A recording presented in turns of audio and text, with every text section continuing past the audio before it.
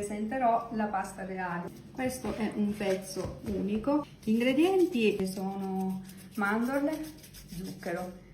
Viene creata una frolla, una base biscotto sotto. Andiamo a creare una rosellina. Basta avere un po' di fantasia e se ne fanno di tanti colori. Qui vediamo alcune delle forme che Mimma ha realizzato per gli amici di Bella Sicilia e Onda TV.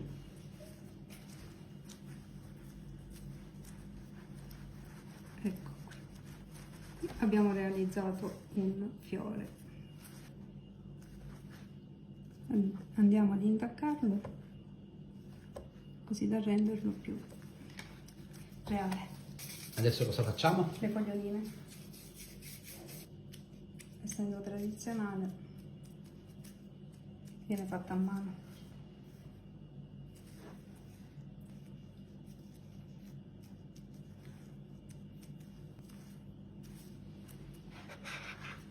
Ecco qui un bel fiore.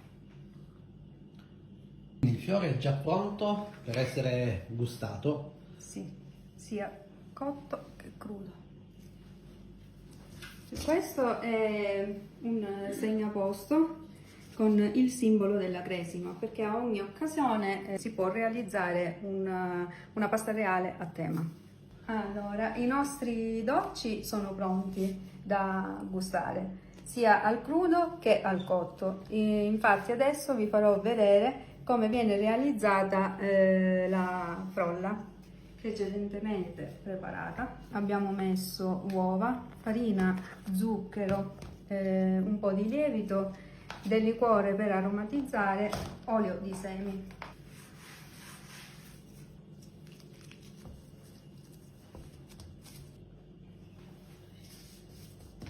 Stendiamo la nostra frolla con un po' di forza.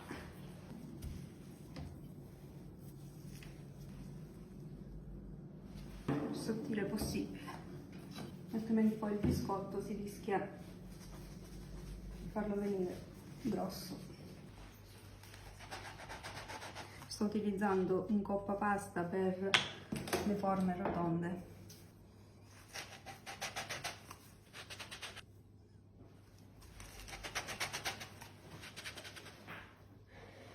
Posizioniamo le nostre forme rotonde.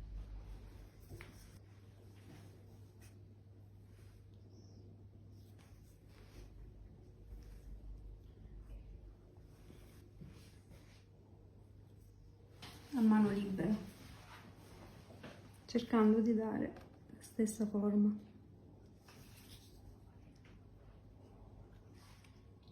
Si mantiene più a lungo, mentre quella cruda nel giro di massimo 2-3 giorni deve essere consumata.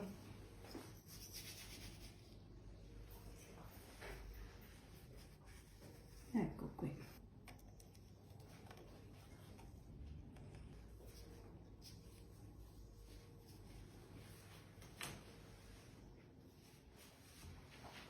A questo punto i dolci sono pronti e possiamo metterli in forno. Andiamo a cuocere per una decina di minuti. Temperatura 180, forno statico. E adesso passiamo alla fase decorativa. Andiamo a dipingere i nostri dolcetti con il glitter alimentare. Aggiungiamo qualche goccio di alcol alimentare, mescoliamo. Ci vuole tanta attenzione.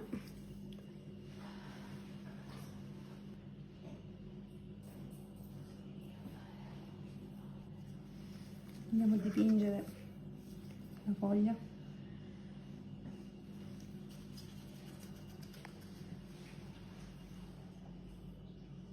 Siamo giunti al termine, abbiamo realizzato la nostra pasta reale, abbiamo la pasta reale colorata con dei perfili glitterati, poi abbiamo invece la pasta reale bianca glitterata. la pasta reale colorata semplice, senza nulla sopra, e invece qui troviamo quella tradizionale. Queste sono le versioni cotte, si può fare anche cruda. Abbiamo i pasti secchi, ricciolini.